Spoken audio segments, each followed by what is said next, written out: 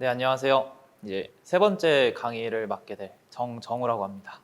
네, 이번 강의 주제는 이제 1인 운영 매장의 핫플레이스 공식인데요. 이제 이걸 설명하기 전에 이제 핫플레이스가 무엇인가? 이제 여러분들이 이제 가장 쉽게 생각할 수 있는 게 핫플레이스가 이제 말 그대로 의미 그대로 풀면은 뜨거운 곳, 이제 사람들이 많이 모여 있고 이제 인기 있는 곳이라고 이제 말할 수 있는데, 이제 사람들은 이제 핫플레이스를 일부러 찾아가는 이제 성향이 많습니다. 이제 그 이유는 그곳에 이제 사람들이 많이 모이고 이제 맛있는 음식이 모이고 이제 즐길거리, 이제 놀거리가 많기 때문입니다. 이제 사람들은 이제 필수적으로 스트레스를 해소하려고 하는데, 이제 그때 필요한 게 이제 음식, 이제 그 상대방과 이제 뭐 힐링, 여행, 그리고 분위기 이제 등등이 해당이 된다고 생각해요. 그래서 이 이제 핫플레이스를 일부러 찾아가서 이제 물론 여기에서 이제 SNS를 하면서 이제 그 사람한테 자랑을 하거나 아니면 나 여기 왔어, 너 뭐해? 이런 SNS 이제 감성이라고 하죠. 이제 그런 걸 이제 느낄 수 있게끔 이제 핫플레이스를 찾아가서 그걸 누리기도 합니다. 이제 그래서 이제 핫플레이스가 어떻게 형성이 되고 어떤 조건이 되어야지 이 핫플레이스가 되는지 이제 그 부분을 이제 말씀을 드릴게요. 이제 요식업계의 핫플레이스가 되려면 이제 어떤 게 충족이 되어야 할까? 이제 첫 번째로는 음식입니다. 이제 요식업계니까 음식은 당연히 빠질 수가 없는데, 이제 사람이 이제 생활을 하면서 세 가지 중 이제 빠질 수 없는 게 하나가 식이잖아요. 의식주 중에 하나가 식. 이제 그리고 이제 이 음식점에서 가장 이제 중요한 게 다른 음식점과 특이해야 돼요. 특이하고 특색이 있으며 이제 어느 곳에서도 이제 먹어볼 수 없는 이제 그런 음식으로 이제 판매를 한다면 뭐 언젠가는 뭐 SNS나 아니면 입소문이나 뭐 바이럴 마케팅 이런 쪽으로 유명해지지 않을까 싶어요. 그래서 뭐 특색이 있다고 하면은 SNS에 올리고 싶어가지고 찾아가는 손님들도 있을 거고, 그리고 맛이 너무 뛰어나다고 하면은 멀리서 이제 줄을 서서라도 먹는 그런 손님이 있겠죠.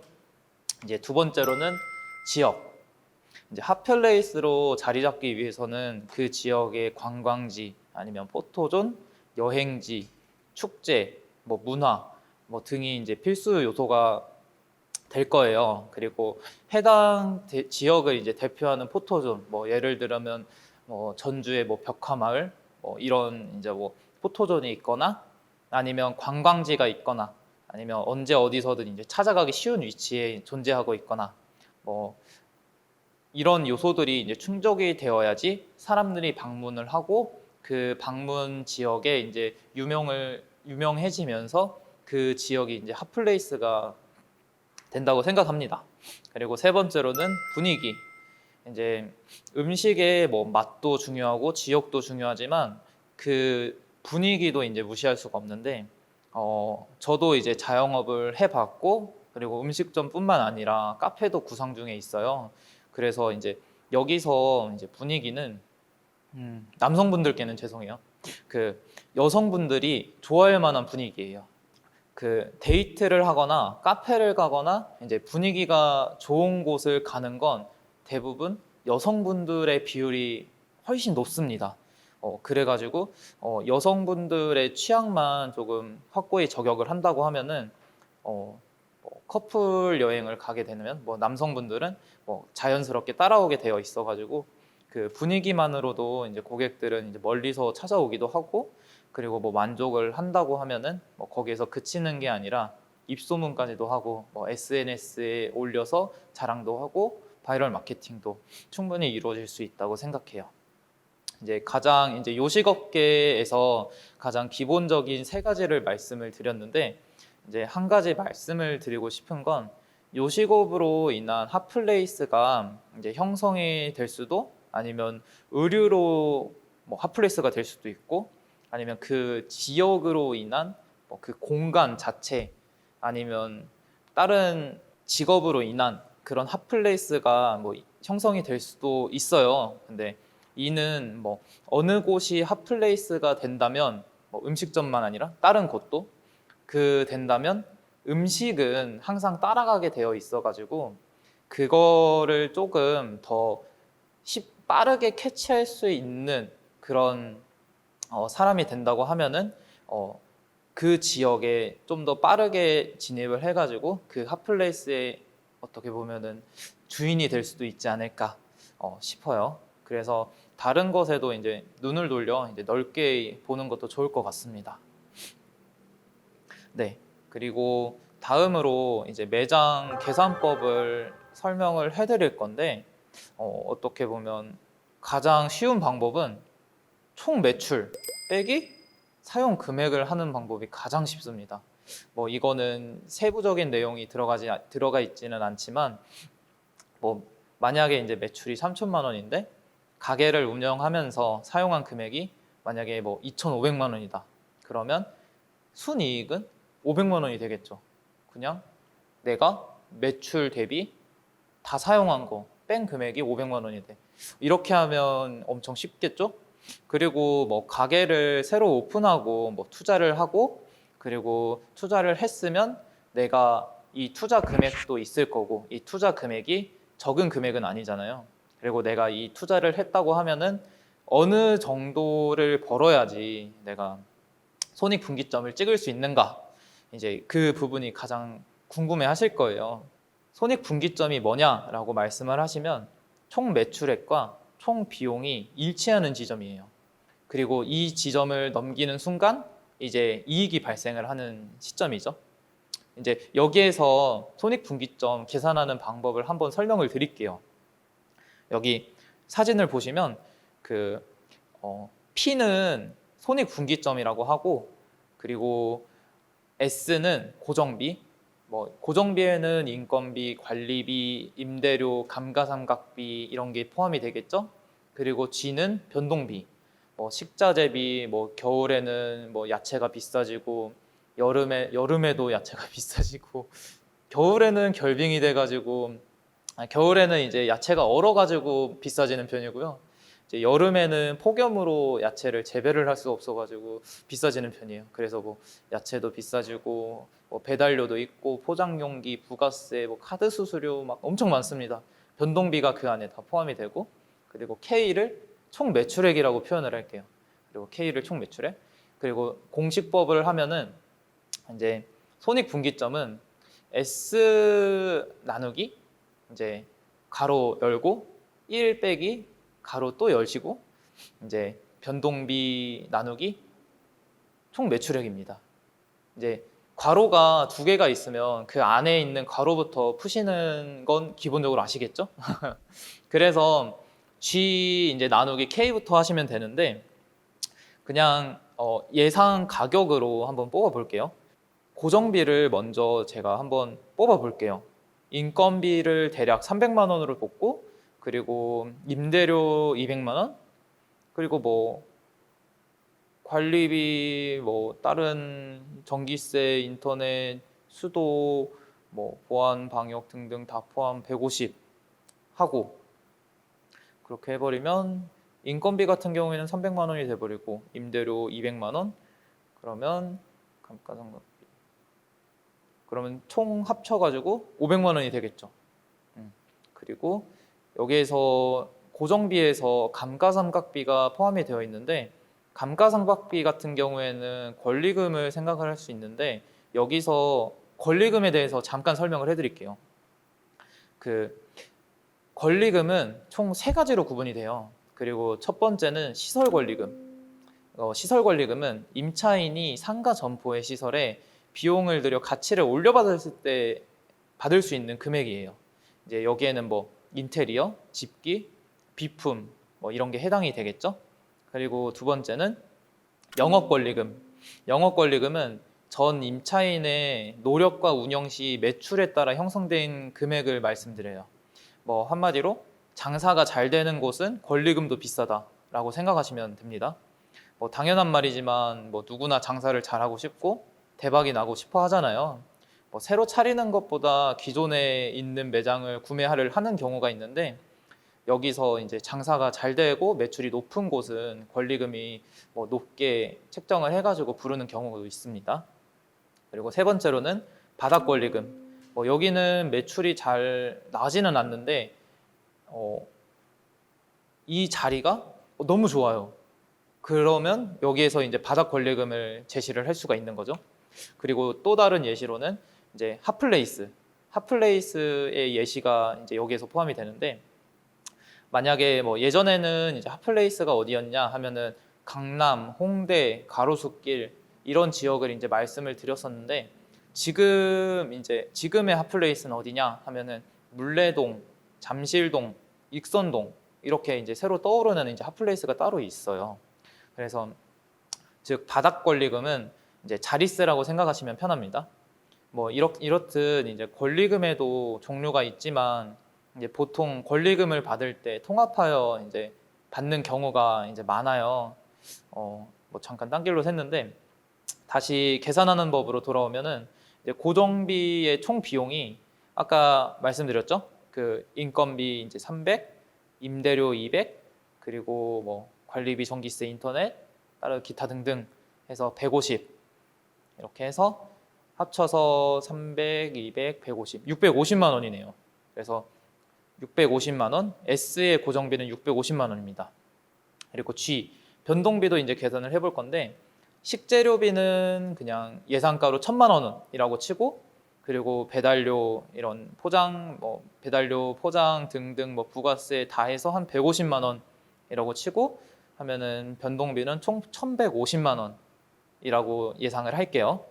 그리고 마지막으로 이제 총 매출액은 이 한 달에 이 매장에서 발생한 총 매출을 한 3천만 원이라고 예상을 했을 때 수식을 대입해 보겠습니다.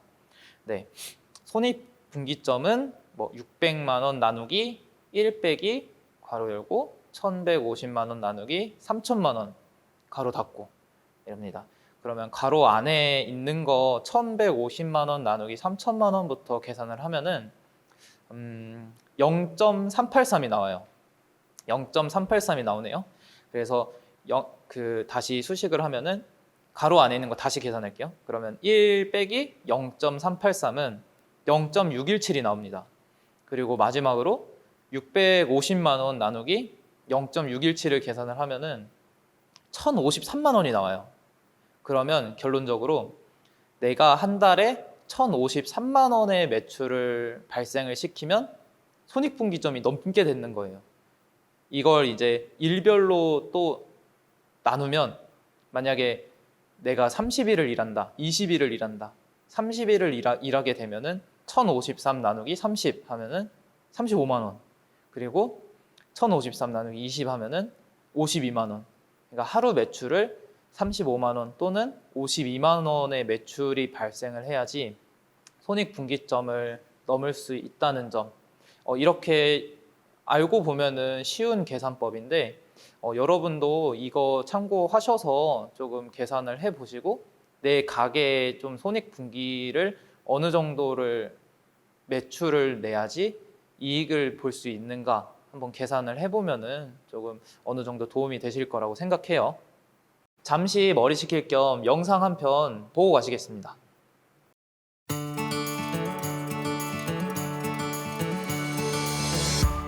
정선에서 가장 젊은 곳 저희 청아람몰에 저희 청년한식 있습니다. 유현수 셰프의 김치찜 레시피와 에드워드건의 돈가스 레시피를 전수받아 맛있는 김치찜과 돈가스를 판매하고 있으니 많이 이용해주세요.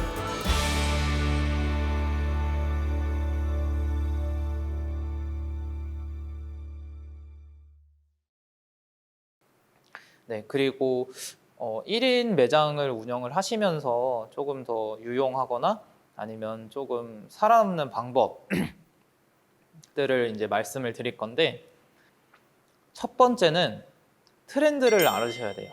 이제 트렌드를 알아야 되는데, 이제 요식업뿐만이 아니라 이제 모든 이제 곳에 포함되는 것 중 하나가 트렌드라고 생각해요. 이제 새롭게 이제 떠오르는 추세를 따라가지 못하면 결국 도태되기 마련이고, 경쟁 업체에 이제 밀릴 수밖에 없어요. 이제 그거는 이제 매출 하락으로도 이루어질 수밖에 없고요. 이제 한 가지 예시로 말씀드리면 이제 계속되는 이제 코로나로 인해 이제 자영업자들이 이제 엄청난 손해와 그리고 매출이 이제 조금 하락을 많이 하고 있잖아요. 근데 이에 이제 자영업자는 이제 홀의 영업보다 배달의 비중을 많이 늘려서 운영을 하고 있어요. 그래서 그 한 가지 예시로 원래는 홀 장사만 하시던 분이 배달 시장에는 조금 늦게 뛰으셨고 그리고 배달하실 생각조차 없으셨어요. 근데 이제 코로나가 계속 이루어지고 뭐 1년, 2년 이렇게 계속 이루어지니까 이 배달 요식업을 조금씩 긍정적으로 생각을 하시고 조금 도전을 해보고 싶다 이제 하시게 된 거죠. 이제 그렇게 이제 진행을 하시게 됐는데 이제 홀 매장에서 운영을 하는 것보다 배달이 매출 한 달 기준 300%나 올랐어요. 그래서 이렇게 지금의 추세를 좀 파악해서 내가 어떻게 하면은 이 가게 내 매장에 조금 매출에 조금 도움이 될 수 있는가라고 생각을 하고 그리고 하나라도 조금 더 노력을 해서 뭐 배달을 하든 아니면 뭐 밀키트를 해가지고 장사를 하든 아니면 조금 더 뭐 다른 신메뉴를 개발을 해가지고 홍보를 하든 이렇게 조금 더 도움이 될 수 있는 좀 긍정적인 반응을 낼 수 있는 것들을 조금 해보시면 좋을 것 같습니다. 네. 그리고 두 번째는 차별점을 두셔야 돼요.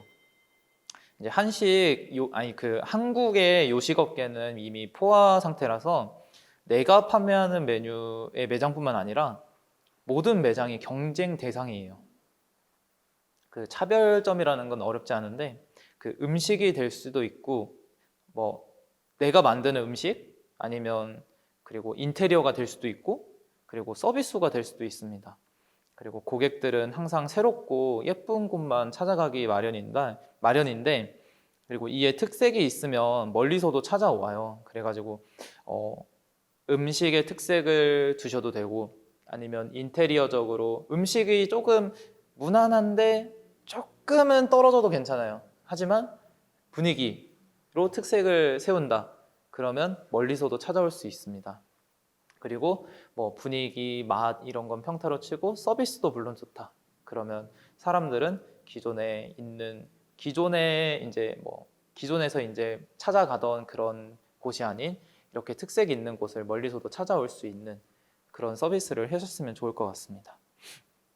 네, 그리고 이런 서비스가 계속 이루어지다 보면은 이제 사람들은 이 서비스를 만족을 하고 항상 내가 혼자 가지고 있지 않아요. 항상 나는 자랑하고 싶고 나는 이런 서비스를 받았고 이런 음식을 먹었고 이런 곳에서 나는 갔다 왔다. 이렇게 예쁜 곳에서.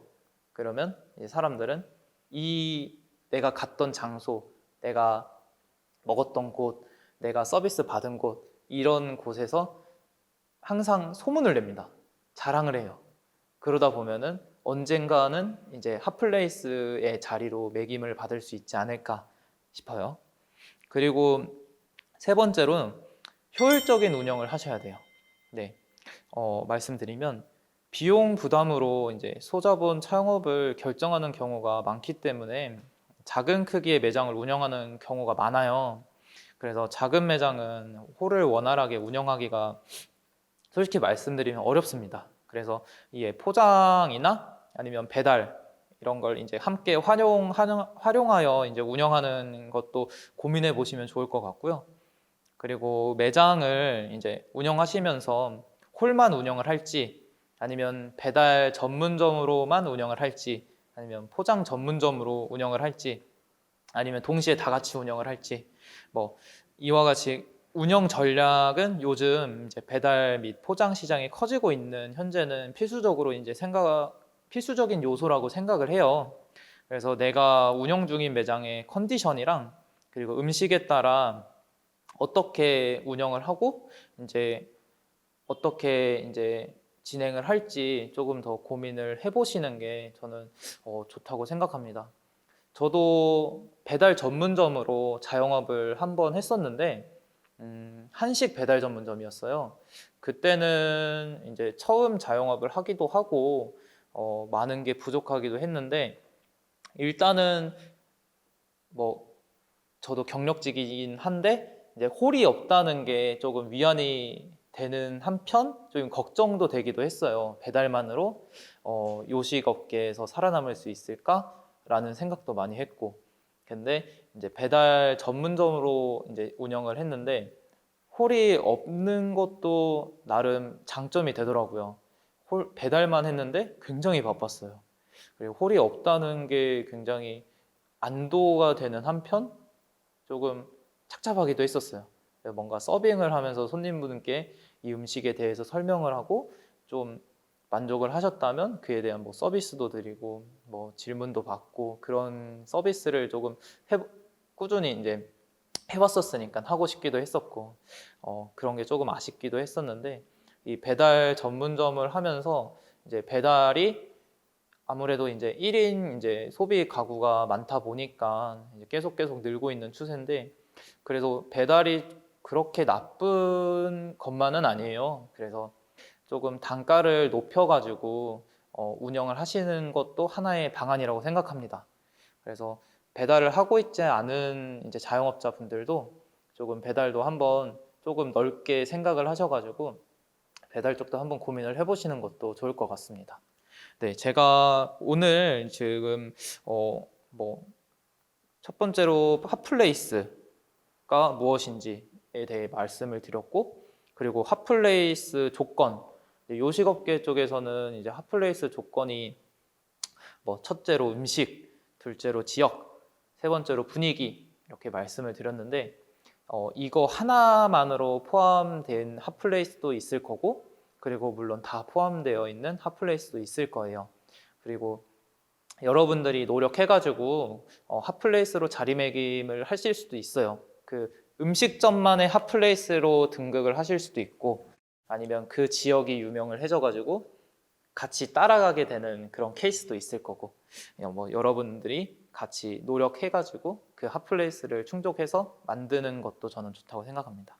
그리고 마지막으로 뭐 작은 매장 계산법 해가지고 손익분기점 찾는 법 말씀을 드렸는데 이 계산법을 보시고 손익분기 내가 어느 정도 매출을 찍어야지 그 이상부터는 가게에 이제 순이익이 발생하는구나 라는 걸 알고 있어야 그래도 이 데이터 값이 있어야지 내가 어떻게 대처를 할 수가 있잖아요.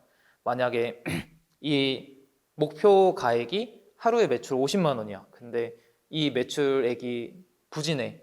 그러면 이걸 좀 메꾸기 위해서 아니면 이걸 좀 충족하기 위해서 다른 방안을 생각하거나 뭐 여러 가지 방안을 생각해가지고 조금 더 내 가게의 뭐 매출에 도움이 될 수 있는 그런 방법을 생각하실 수 있는 계기가 될 수도 있으니까 이 방법은 한번 계산을 꼭 한번 해주셨으면 좋을 것 같습니다.